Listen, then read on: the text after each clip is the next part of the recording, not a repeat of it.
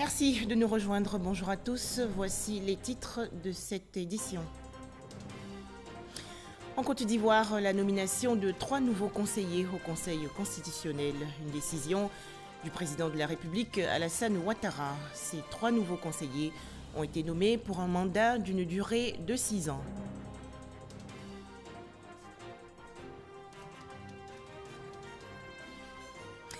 À la une également, la 30e journée de l'enfant africain le 16 juin dernier. Une célébration en Côte d'Ivoire adaptée à la lutte contre la maladie à coronavirus. Dans ce journal, la déclaration de la ministre de la Femme, de la Famille et de l'Enfant, Ramata Libakayoko. Enfin, en Libye, le gouvernement de Tripoli et le camp du maréchal Haftar s'accusent mutuellement de crimes de guerre. Je vous l'annonçais dans les titres. En Côte d'Ivoire, 3 nouveaux conseillers constitutionnels ont été nommés par le président de la République, Alassane Ouattara, et cela pour un mandat d'une durée de 6 ans. Tout de suite, les précisions du ministre, secrétaire général de la présidence de la République, Patrick Hachi. Communiqué de la présidence de la République.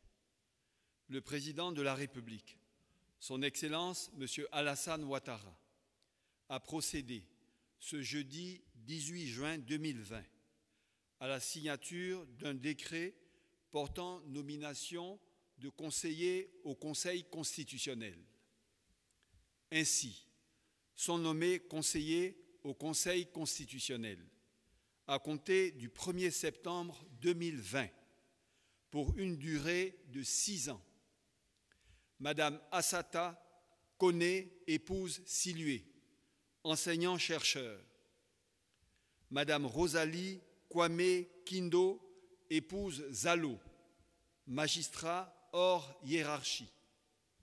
Monsieur Mamadou Samassi, avocat. Fait à Abidjan le jeudi 18 juin 2020. Le virus circule toujours. Attention à la Covid-19. « 384 nouveaux cas de coronavirus enregistrés hier en Côte d'Ivoire par le ministère de la Santé et de l'Hygiène publique, ce qui porte à 6063 le nombre de cas confirmés, dont 2749 personnes guéries et 48 décès. Écoutons les explications du directeur général de la santé, le professeur Mamadou Samba. Le ministère de la Santé et de l'Hygiène publique a enregistré ce jour, mercredi 17 juin 2020, 384 nouveaux cas de Covid-19 sur 1214 échantillons prélevés, soit 31,6% des cas positifs. 112 guéris et 2 décès. Nous déplorons 2 décès. Le premier, celui d'un patient de 58 ans, diabétique et hypertendu, a eu lieu le 15 juin au service des maladies infectieuses tropicales du CHU de Treichville. Le second décès est survenu ce jour dans un établissement sanitaire privé. Il s'agit d'un patient de 60 ans, tabagique chronique. Le ministre de la Santé et de l'Hygiène publique présente ses condoléances aux familles éplorées. À la date du 17 juin 2020, la Côte d'Ivoire compte donc 6063 cas confirmés, dont 2749 personnes guéries, 48 décès et 3266 cas actifs. Le nombre total d'échantillons est de 39 851. Le ministre de la Santé et de l'Hygiène publique rappelle que la pandémie n'est pas terminée. Il exhorte les populations au respect strict des mesures barrières, notamment le lavage régulier des mains à l'eau et au savon, la distanciation physique d'1 mètre et le port obligatoire de masques lorsque nous sommes dans les lieux publics. Le coronavirus hors de chez nous. Au Ghana, 12 590 cas confirmés, dont 66 décès. Au Nigeria, 17 148 cas confirmés, dont 455 décès. Bilan très lourd en Afrique du Sud, avec 80 412 cas confirmés de coronavirus, dont 1674 décès. Le Maroc, avec 8 997 cas confirmés, dont 213 décès. Et l'Égypte, avec 47 856 cas confirmés, dont 1766 décès. Dans le monde entier, à noter 8 339 286 cas confirmés de coronavirus, dont 4 362 984 personnes guéries et 448 389 décès. Des chiffres publiés aujourd'hui par l'Organisation mondiale de la santé. Les populations de Côte d'Ivoire vivement invitées à porter le masque facial pour se protéger en cette période de coronavirus. Cet appel a été lancé hier par le porte-parole de la police nationale, le commissaire principal Charlemagne Bleu. De son côté, le maire de Bouaké, Nicolas Djibo, a annoncé 23 cas de coronavirus dans sa commune. C'était au cours du point presse organisé par le gouvernement sur l'évolution de la Covid-19 dans le pays. Les détails à Boussanogo. Bouaké, chef-lieu de la région de Bouaké, deuxième grande ville de la Côte d'Ivoire, est aujourd'hui touchée par la maladie du coronavirus Covid-19. C'est ce qui ressort des propos du maire de la commune de Bouaké, Nicolas Djibo, à ce point presse.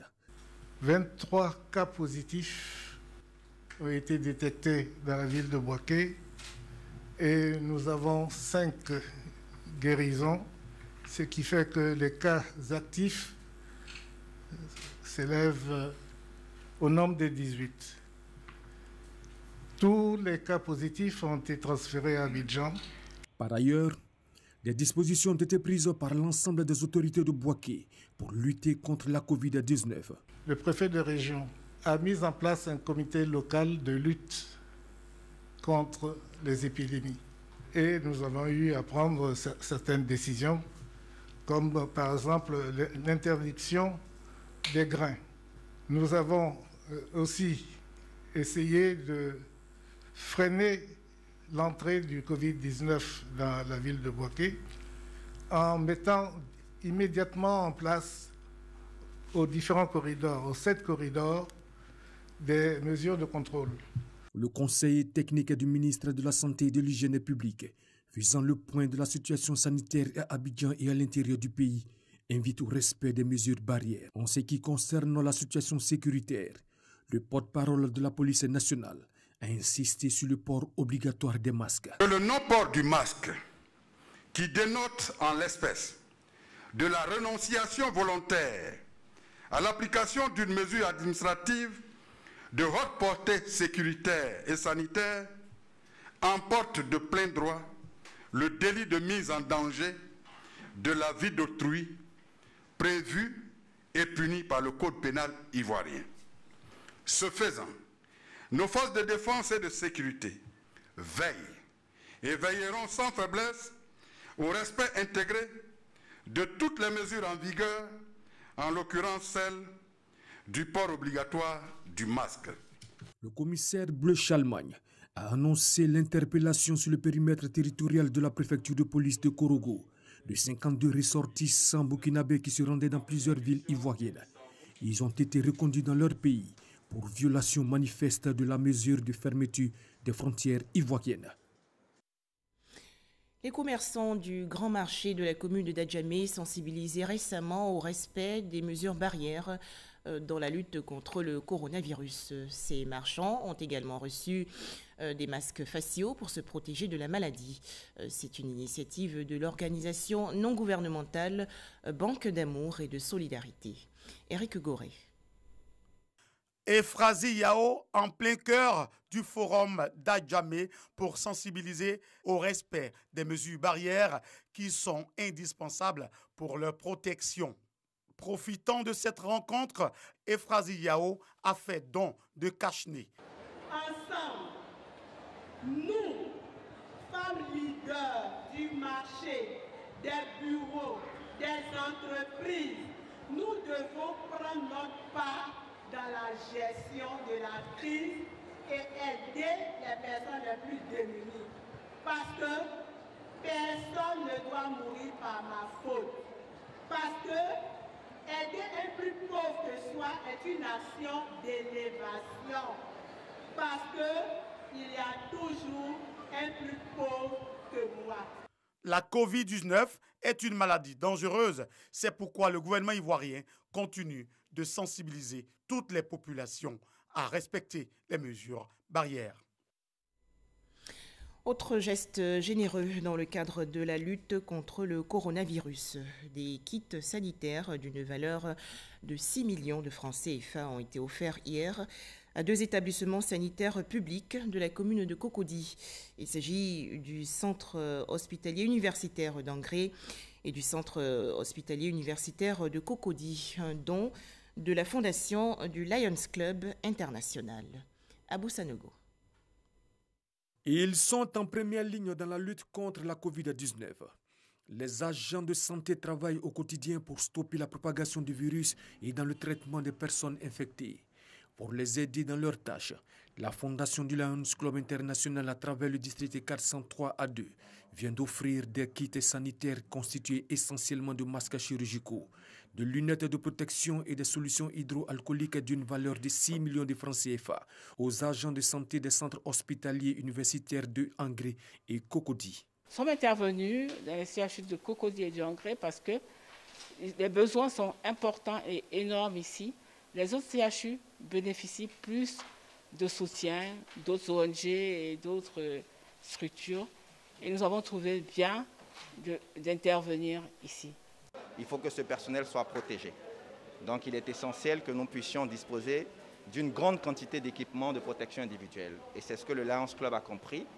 Et ils nous ont fait don de ce lot d'équipements et qui va renforcer davantage notre capacité opérationnelle. À travers cette opération de don, le club service entend jouer pleinement son rôle d'auxiliaire du pouvoir public pour bouter hors des frontières ivoiriennes la maladie à coronavirus. Le club service s'est déjà illustré dès le début de la crise sanitaire par la remise d'un chèque de 2 millions de francs CFA au ministère de la Santé et de l'Hygiène publique. À Bobo, commune du district d'Abidjan, des opérateurs économiques réunis au sein du réseau Vainqueur ont offert il y a quelques jours des vivres et autres kits sanitaires au village d'enfants SOS, des dons pour lutter efficacement contre la maladie à coronavirus. Retrouvons Abou Sanogo. Ce sont des cache-nez, du gel hydroalcoolique, des seaux à robinet, des poubelles, des téléviseurs et bien d'autres qui ont été offerts au village SOS d'enfants d'Abobo en vue de renforcer ses moyens de lutte contre la pandémie de coronavirus. Ce don s'inscrit dans le cadre des actions sociales initiées par le réseau Vainqueur d'hommes d'affaires en faveur d'une organisation humanitaire. Notre devoir, c'est d'apporter réellement un soutien à ceux qui en ont besoin. Et c'est pour ça que ce village, le village SOS, a été choisi. Et c'est pour ça que ces enfants ont été les enfants choisis. C'est avec une grande joie que les responsables, le personnel d'encadrement et les mamans des familles du village SOS d'enfants d'Abobo ont accueilli ces dons. Un élan de solidarité qui permettra de redonner espoir aux orphelins du village dans ce contexte de pandémie. Ce don vient à point nommé parce que c'est vraiment nos besoins. Tous ces éléments-là qui nous permettent de respecter vraiment les mesures barrières. Parce qu'il faut dire que c'est des choses qu'on utilise au jour le jour. Donc on en avait vraiment besoin. Cela fait maintenant 71 ans que cette idée de société sociétale dénommée Village SOS a été créée par l'Autrichien Herman Mineur. Et la Côte d'Ivoire compte à ce jour 3 villages SOS d'enfants, précisément à Abidjan, à Boisseau et Yamoussoukro, qui vivent essentiellement de dons. Toujours en Côte d'Ivoire, face à l'épidémie de coronavirus, quelles dispositions sécuritaires et sanitaires dans les ports autonomes? Notre reporter Noé Gnagno a visité récemment le port autonome d'Abidjan, dans la commune de Trècheville. Voici son constat. Eke Yoboué, Evelyne Kwedio. 2 agents de l'Institut d'hygiène de service ce jour sur les 4 mis à la disposition du port autonome d'Abidjan pour inspecter les navires en provenance de l'extérieur. Et cela dès les premières heures de la survenue de la pandémie ailleurs dans le monde.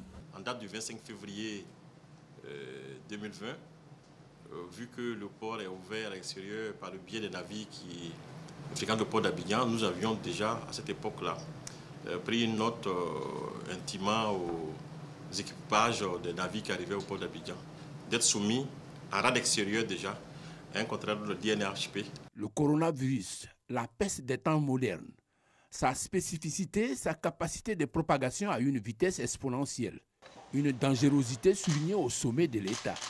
Le Covid-19 est extrêmement contagieux et se propage rapidement au contact ou en étant simplement à proximité d'une personne atteinte. Voilà qui exige des dispositions particulières à prendre par les agents en charge de l'inspection des navires. On évite d'aller à bord avec des germes de chez nous. C'est pour ça qu'il y a la combinaison, tout est jetable. Donc les surchaussures, la combinaison elle-même, les gants qu'on va porter, tout est jetable. Une fois qu'on redescend, on a tout enlevé et puis on met ça dans un sac poubelle. Comme ça, on est sûr qu'on est monté sans apporter des germes là-bas et on redescend du navire sans apporter aussi des germes du navire. Maintenant que l'ancre est levée, allons à la bouée à 6 km du canal de Vridi. Inspecter le premier navire de la journée, un porte-conteneur. Une demi-heure après, nous voici à proximité du navire à inspecter. Et il faut monter à bord. Un challenge qui varie avec la nature du navire. Là, un porte-conteneur. Ici, un vraquier. Les dispositions d'accès au bateau sont visiblement différentes. Appréciez par vous-même ces 2 tableaux à travers les efforts à fournir. De l'avis de ces agents, aucun sacrifice n'est de trop pour sécuriser le port autonome, le poumon de l'économie ivoirienne. Mais au fait, en quoi consiste cette inspection une fois à l'intérieur du navire? Au commencement, la revue documentaire. Et là, le Medical Test Certificate, c'est le certificat qui garantit que tous les médicaments à bord pour soigner les marins en cas de maladie, que ce stock de médicaments répond aux normes sanitaires en vigueur. C'est un document capital. En général, c'est par lui-même qu'on commence. C'est la déclaration maritime de santé. Le capitaine, vous voyez son cachet en bas, il dit que tout ce qu'il déclare ici, il le fait sur l'honneur. Et donc, il déclare qu'il n'y a pas de malade à bord, il n'y a pas d'affection susceptible de contaminer à bord. Il déclare aussi qu'il a un certificat sanitaire, ça veut dire que son navire a été dératisé, désinsectisé, il n'y a pas de vecteur de maladie à bord. Puis, suit le moment déterminant, s'assurer qu'aucun membre de l'équipage n'est fiévreux. C'est au terme de tout ce parcours que le OK est donné pour l'entrée du navire dans le port d'Abidjan. Après la revue documentaire, après avoir contrôlé l'équipage et tout, il n'y a pas de problème de santé à bord. Donc on lui donne la libre pratique, on lui demande de verser le pavillon jaune. Captain, yes, sir. Free pratique. Apprécié. Yellow flag down. Yellow flag down. 1142. Après 3 mois d'inspection, quel est l'état des lieux? Il faut dire que le Covid-19 a pratiquement atteint tous les pays. Du coup, avant, on sélectionnait les navires qui venaient des zones affectées et on partait les contrôler en mer. Les autres venaient directement dans le port et le contrôle se faisait à quai. Mais 5 mois après, tous les pays du monde sont pratiquement affectés. Et donc, c'est pratiquement tous les navires qu'on va croiser en mer, faire le contrôle avant qu'ils n'aient accès au port d'Abidjan. Dieu merci, jusque-là, on n'a jamais eu de cas de Covid sur un navire en mer. Conclusion, pour l'heure, l'organe essentiel du tissu économique ivoirien est sauf. Gageons qu'il en soit ainsi longtemps encore. Dans l'actualité également, la célébration le 16 juin dernier de la 30e journée de l'enfant africain. En Côte d'Ivoire, cet événement a été adapté à la lutte contre le coronavirus. Thème retenu, respectons les droits des enfants afin de mieux les protéger en cette période de Covid-19. Écoutons la ministre de la Femme, de la Famille et de l'Enfant, Ramata Libakayoko. La Côte d'Ivoire a décidé de célébrer cette année la journée de l'enfant africain en mettant un accent particulier sur la situation sanitaire actuelle. D'où le choix du thème. Respectons les droits des enfants afin de mieux les protéger en cette période de Covid-19. C'est le lieu de rappeler que les efforts déployés par le ministère de la Femme, de la Famille et de l'Enfant visent à construire un environnement sain et propice au bien-être de nos enfants, à la prévention des violences domestiques à l'endroit des femmes et des enfants. À cet égard, les enfants en situation de rue, qui sont les plus exposés au risque de contamination, ont été accueillis dans des centres d'accueil et d'hébergement. À la faveur de cette journée, je voudrais en appeler à la vigilance et à l'engagement de tous afin que les droits des enfants soient davantage respectés. Le projet Eau pour tous se poursuit en Côte d'Ivoire. Il s'agit bien sûr d'améliorer les conditions de vie des populations par la fourniture d'eau potable. Le ministre de l'Hydraulique, Laurent Tchagba, a lancé récemment ce programme à Divo, dans la région sud-ouest, pour pallier le déficit en eau potable de 32 villes de l'intérieur du pays. Coût des travaux, plus d'1 milliard de francs CFA. Le point avec Léon Brou de RTI Boaké. Ces deux UCD ou unités compactes d'agrément sont capables de produire 4000 m3 d'eau potable par jour. Elles seront définitivement opérationnelles fin novembre prochain et vont pallier le déficit d'alimentation en eau potable de la ville de Divo. L'usine qui est derrière vous, qui a été construite en 1978, produit 3500 m3 jour. Avec la rivière Boubo, nous allons produire 4000 m3 jour. Ajouté aux 3500, ça nous fera 7500 m3 jour. Aussi à réaliser des installations complémentaires et plus de 4 km de canalisation pour 1,130 milliard de francs CFA et l'eau va effectivement couler dans le robinet communal.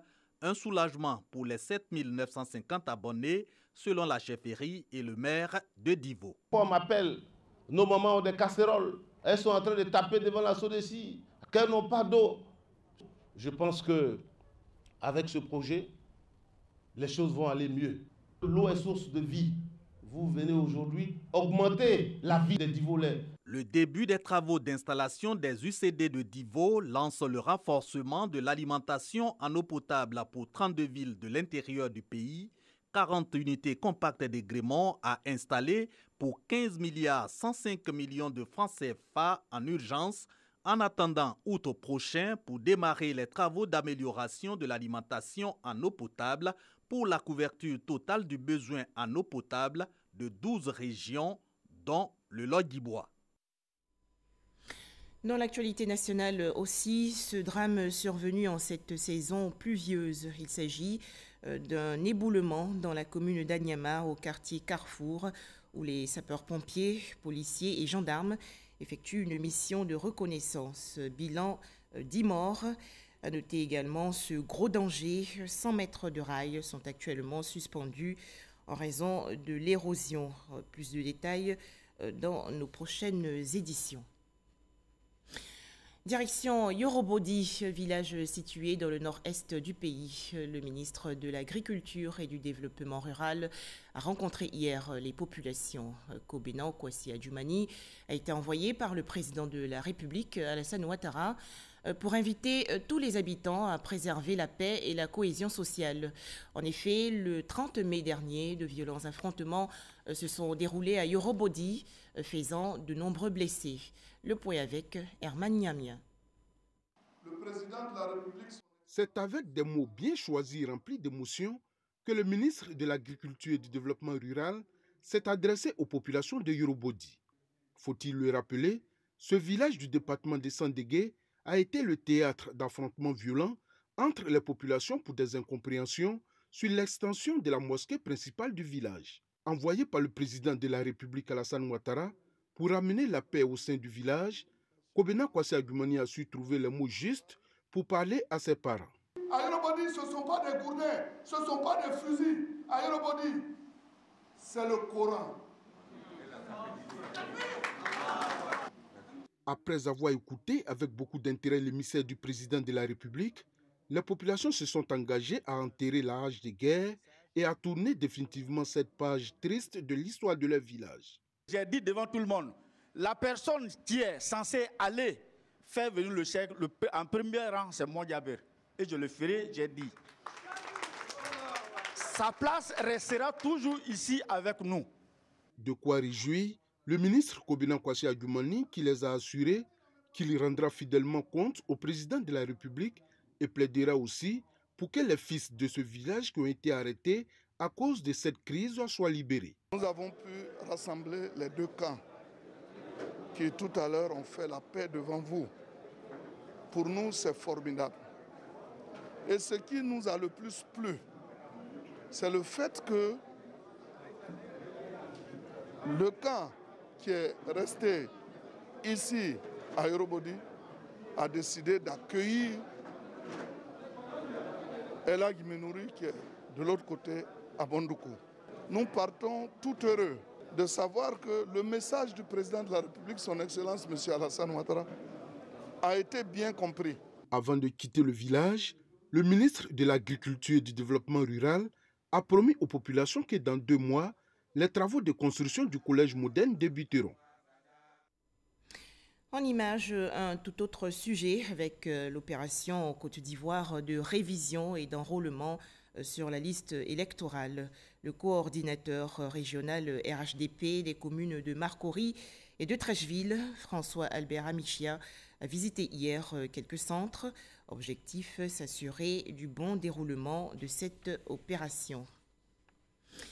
Les militants et sympathisants du Front populaire ivoirien, le FPI, également appelés à participer massivement à l'opération de révision de la liste électorale. Pour en parler, Gabriel Zani. À moins de 5 mois de la présidentielle d'octobre prochain, le terrain politique a pris un air de pré-campagne malgré le coronavirus. Plateau d'Okuyi, quartier à l'intersection de Cocody et d'Abobo, le bureau fédéral et les secrétaires de section des militants fidèles à l'ancien président ivoirien reçoivent la visite d'Assoadou, ce proche de Laurent Gbagbo. C'est une séance de travail qui va s'articuler essentiellement sur 2 points. Le premier point, c'est s'inscrire sur la liste électorale. Avoir ces documents pour être sur la liste électorale.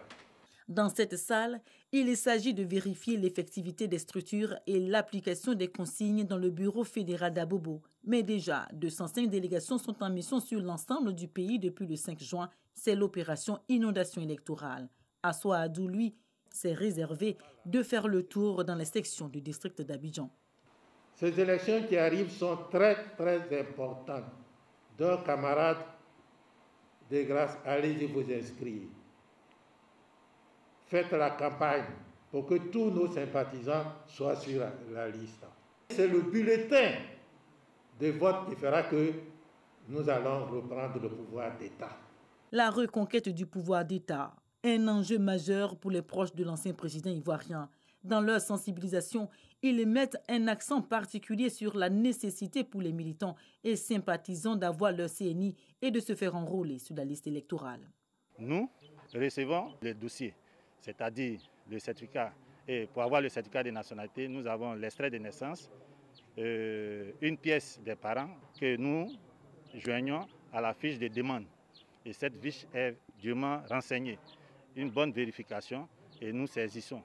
Et c'est ce dossier électronique que nous apportons à l'ONICI pour pouvoir aussi les aider dans la tâche. Pour atteindre les nouveaux majeurs, objet de toutes les convoitises des acteurs politiques, tous les voyants sont ouverts sur les réseaux sociaux et les médias, YouTube, Web TV, Facebook sont associés. Nous avons décidé de faire des spots publicitaires à chaque fois que nous faisons nos différentes émissions, le journal. Ouverte le 10 juin, La révision de la liste électorale se tiendra jusqu'au 24 juin prochain. Cette opération a pour ainsi dire ouvert la voie de la pré-campagne. Les militants frontistes favorables à l'ex-président Laurent Gbagbo ne comptent pas rester en marge du scrutin. Enfin, en Libye, alors que les combats s'estompent dans la région ouest du pays, le gouvernement de Tripoli, reconnu par la communauté internationale, a mis au jour des charniers qu'il impute aux forces du maréchal Khalifa Haftar, tandis que ces dernières dénoncent des maltraitances sur les populations des villes reprises. Et c'est la fin de ce journal. Merci de nous avoir suivis.